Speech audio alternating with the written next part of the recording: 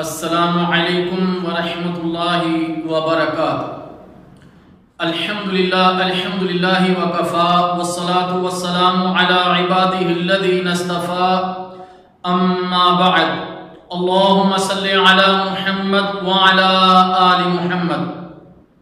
محترم سامعین کرام، آج کا ہمارا موضوع اسلام کے جو 5 ارکان ہیں ان میں سے چوتھا رکن آپ حضرات کے سامنے بیان کرنا ہے۔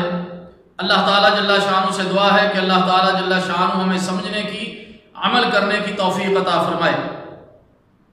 کھانے پینے کی چیزیں اللہ تعالیٰ جل شانہ کی نعمتیں ہیں، تو بھوک بھی بہت بڑی نعمت ہے۔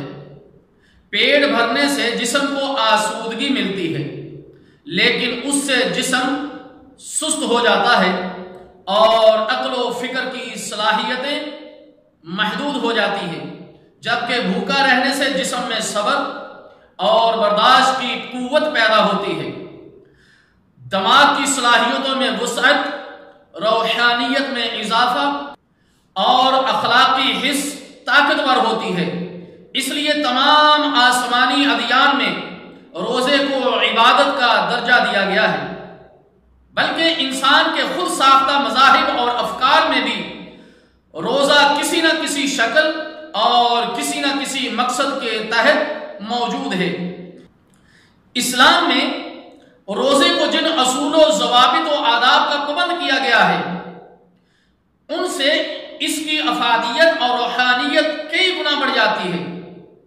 ہم اپنے اس مختصر سے درس میں روزے کی تعریف، فرضیت، اہمیت وغیرہ کو بیان کریں گے۔ باقی روزے کے مسائل وغیرہ آپ بڑی کتابوں میں پڑھ سکتے ہیں انشاءاللہ تعالی۔ روزے کی تعریف، روزے کا لغوی معنی رکنے کا ہے۔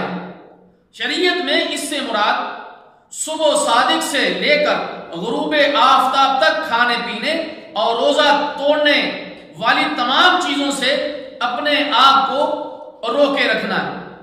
روزے کی فرضیت، اللہ تعالیٰ جل شانہ کا فرمان ہے، اعوذ باللہ السمیع العلیم من الشیطان الرجیم، یا ایھا الذین آمنوا کتب علیکم الصیام کما کتب علی الذین من قبلکم لعلکم تتقون۔ اے ایمان والو، تم پر روزے فرض کیے گئے جیسا کہ تم سے پہلے لوگوں پر فرض کیے گئے، تاکہ تم تقوی اختیار کرو۔ روزے کا فائدہ، ویسے تو روزے کے بہت سارے فوائد ہیں، لیکن اللہ تعالیٰ جل شانہ نے ایک ایسے فائدے کا تذکرہ کیا جو تمام فوائد پر حاوی ہے، اور وہ ہے لعلکم تتقون، تاکہ تم تقوی والے بن جاؤ۔ تقوی کا لغوی معنی ہے بچنا اور پرہیز کرنا، اور اصطلاحی معنی ہے اللہ تعالیٰ جل شانہ کی خوشنودی حاصل کرنے اور اس کے عذاب سے بچنے کے لیے اس کی فرما برداری کرنا اور اس کی نافرمانی سے پرہیز کرنا۔ اور روزے میں جب آدمی حلال چیزوں سے پرہیز کرنے پر آمادہ ہو جاتا ہے تو وہ حرام چیزیں چھوڑنے پر اسے کوئی دقت محسوس نہیں ہوتی۔ روزے دار جب بھوک کی تکلیف برداشت کرتا ہے تو فقیروں کی تکلیفوں کا احساس ہوتا ہے، پھر ان پر رحم کرتا ہے۔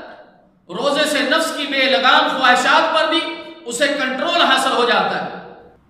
روزے کے فضائل، جب روزوں کا مہینہ یعنی رمضان مبارک شروع ہوتا ہے تو جنت کے دروازے کھول دیے جاتے ہیں، جہنم کے دروازے بند کر دیے جاتے ہیں، اور شیاطین قید کر دیے جاتے ہیں۔ سنن نسائی، جو ایمان کے ساتھ اور ثواب کی خاطر رمضان مبارک کے روزے رکھتا ہے اس کے پچھلے گناہ معاف کر دیے جاتے ہیں۔ صحیح بخاری حدیث قدسی میں اللہ تعالیٰ جل شانہ فرماتا ہے کہ روزے دار اپنا کھانا پینا اور جنسی خواہش میرے لیے چھوڑتا ہے، روزہ میرے لیے ہے اور میں ہی اس کی جزا دوں گا۔ صحیح مسلم۔ روزے دار کی دعا رد نہیں کی جاتی، روزہ قیامت کے دن روزے دار کی سفارش کرے گا۔ سنن احمد، روزے دار کے لیے 2 خوشی کے مواقع جن میں وہ خوش ہوتا ہے۔ پہلا، جب وہ روزہ افطار کرتا ہے تو اپنا روزہ کھولنے سے خوش ہوتا ہے، اور دوسرا جب اپنے رب سے ملے گا تو اس کی جزا دیکھ کر خوش ہو جائے گا۔ صحیح مسلم۔ روزے دار کی منہ کی بو اللہ تعالیٰ جل شانہ کے نزدیک مشک کی خوشبو سے بھی زیادہ محبوب ہے۔ صحیح مسلم۔ جنت کے ایک دروازے کا نام ہے ریان، جو روزہ داروں کے لیے مخصوص کر دیا گیا، اس کے علاوہ اس سے کوئی داخل نہیں ہوگا۔ جب وہ داخل ہو جائیں گے تو اس کو بند کر دیا جائے گا۔ صحیح بخاری۔ روزے کی اہمیت، ماہ رمضان میں ایک روزہ بلا عذر ترک کر دینا، ساری عمر روزے رکھے جائیں تو روز رمضان مبارک کے ایک روزے کا ثواب حاصل نہیں ہو سکتا۔ صحیح بخاری۔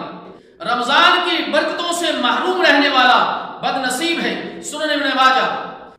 رمضان مبارک کے روزے مغفرت اور جنت میں داخلے کی ضمانت ہیں، اور جو شخص رمضان پانے کے باوجود مغفرت نہ کرا سکے اس کے لیے ہلاکت ہے۔ روزہ خوروں کا عبرتناک انجام ہوگا۔ اللہ تعالیٰ جل شانہ سے دعا ہے کہ اللہ تعالیٰ ہمیں اسلام کے اس چوتھے رکن کو سمجھنے کی اور عمل کرنے کی توفیق عطا فرمائے۔ والسلام علیکم ورحمۃ اللہ وبرکاتہ۔